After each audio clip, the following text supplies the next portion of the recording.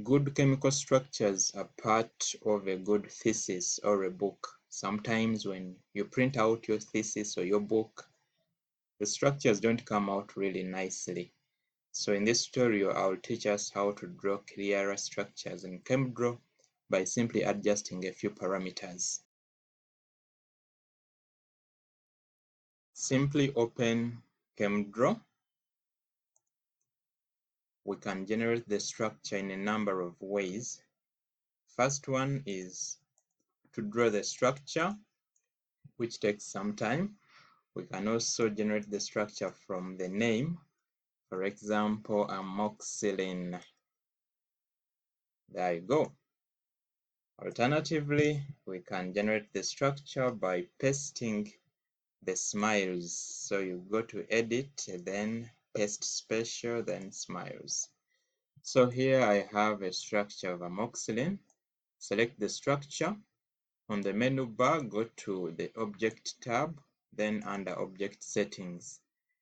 I'm going to adjust only the bold width and line width and leave the rest to the default.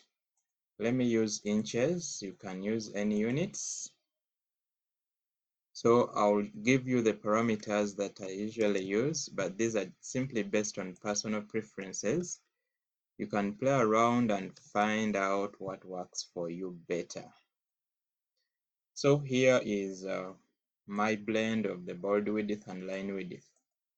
Then I'm going to bold up each of these atoms by simply selecting and clicking B, or you can use a keyboard shortcut Ctrl+B.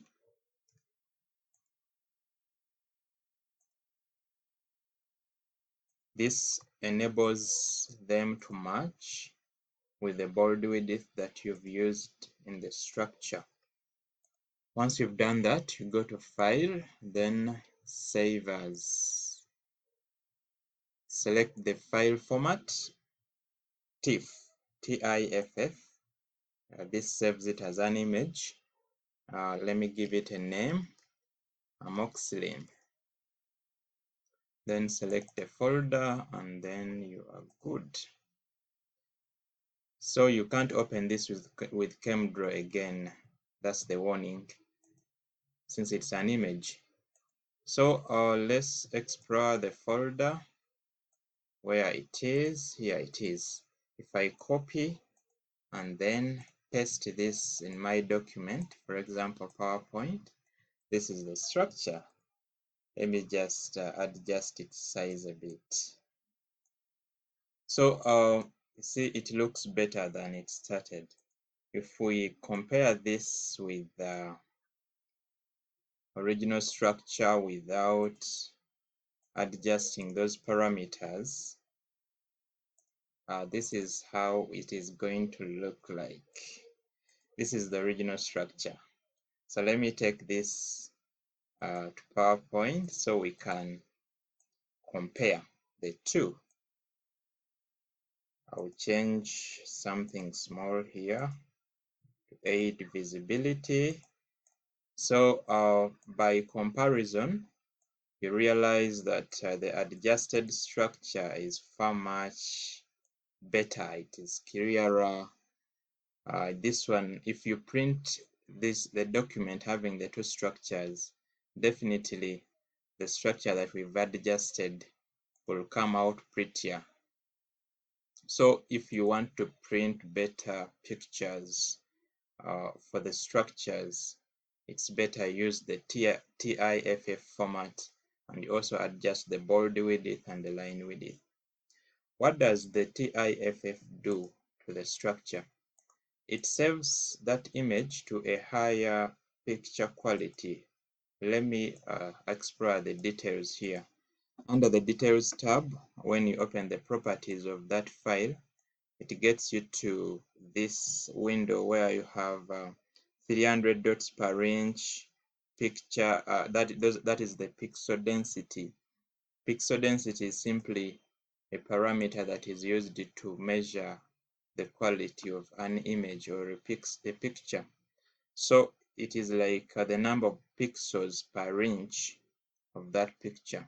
Pixels are the small cells that make up a picture, just like we have the cells that make up the human body.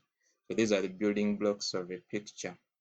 So the higher the pixel density, the higher the quality, but also the bigger the space that the picture occupies.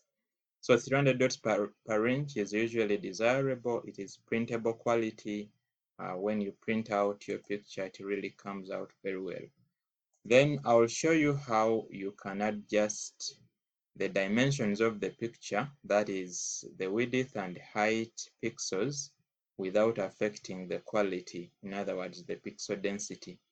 To do that, you simply go to your picture or your image, right click, then go to open with paint.